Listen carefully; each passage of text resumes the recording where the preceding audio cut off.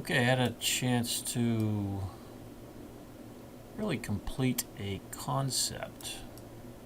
conceptual drawing for the kitchen. I will go over the thought process here.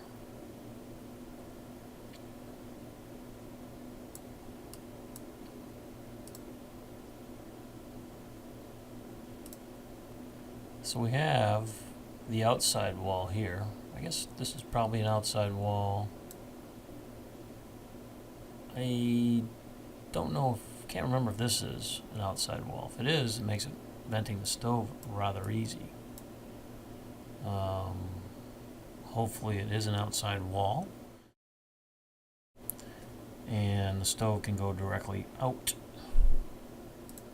But that also might depend on the fan you have. Now, this is the fan that you have in mind, 18 inches tall.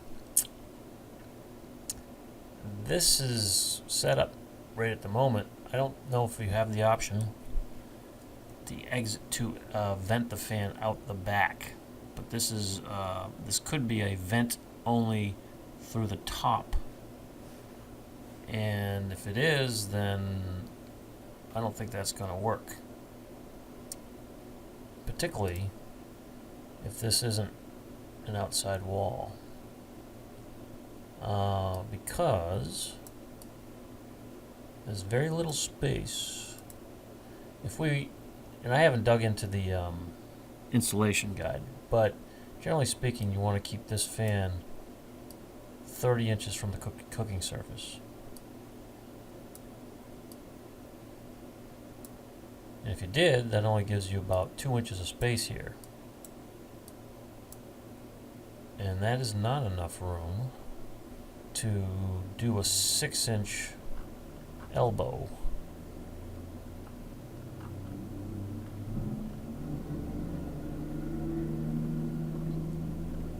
So I probably have to dig into the directions a little bit more to see if this sort of thing will work. But from what I see on this spec sheet, I don't think it's going to work.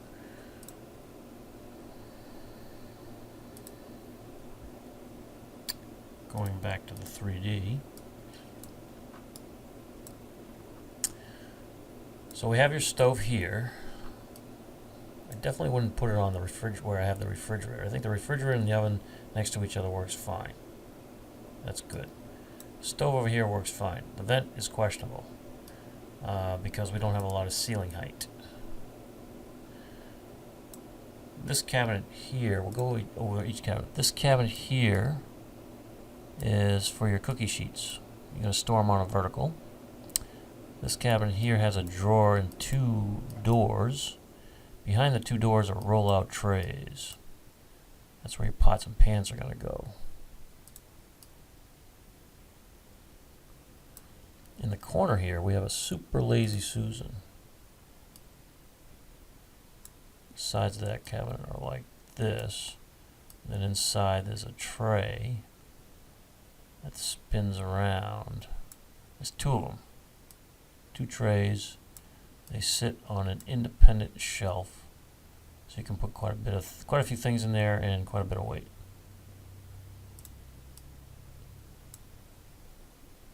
Then we have various wall cabinets, as you can see, and then we have a pull-out trash, a double pull-out trash with a drawer on top. Then the sink that you selected looks like this, I believe. It says it's a drop-in sink. Drop-in. So I have to dig a little bit more to see. Self-trimming apron. Oh, okay. See if this can be used as an undermount. Probably can. It's good that it's self-trimming. Depending on what kind of a countertop you have in mind. Most folks nowadays are going with granite or quartz. If you go with a quartz countertop, then you'd want an undermount sink. This says drop-in sink. but it looks like it'll work. Okay, back to the design. That's your sink area here. And I've got a special sink, a farm sink that goes, that houses the sink. And then we have a dishwasher, bank of 4 drawers. This is where your knives and forks would go. And then another storage base cabinet here with a drawer and a door. You can see the wall cabinets up here. On either side of the window I've got matching cabinets to give it some symmetry. And you might be able to tell, but I've obviously increased the width of the window and I moved it to the right. This line here and this line here represents the size in the location of your old window.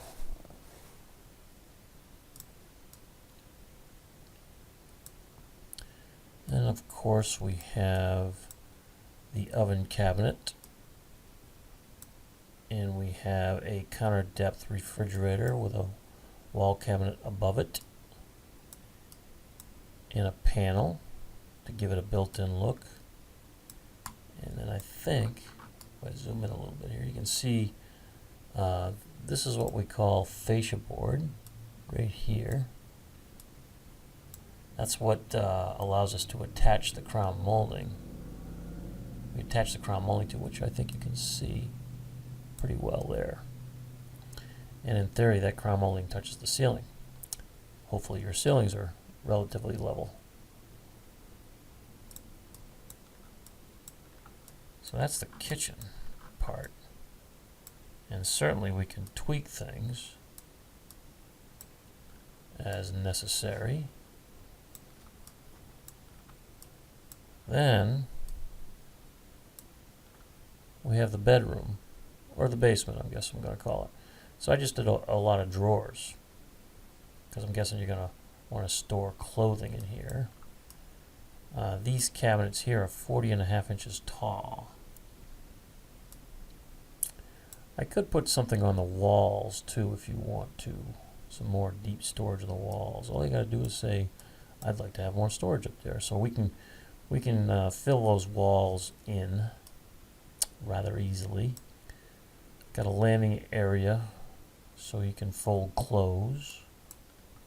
And then I didn't do anything on these 2 walls here because I have a friend that I would recommend working on doing the closet type hanging storage on these 2 walls. But I know, I'm pretty sure he's not going to be able to offer these kind of cabinets here.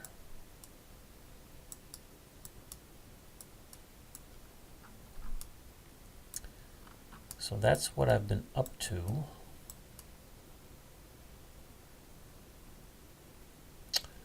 I certainly welcome your feedback. And after receiving that, I can certainly make changes. And I can shoot another video. Once we've figured out all the parts and pieces, so things are just the way you want it, then I can hit the pricing button, find out what things cost.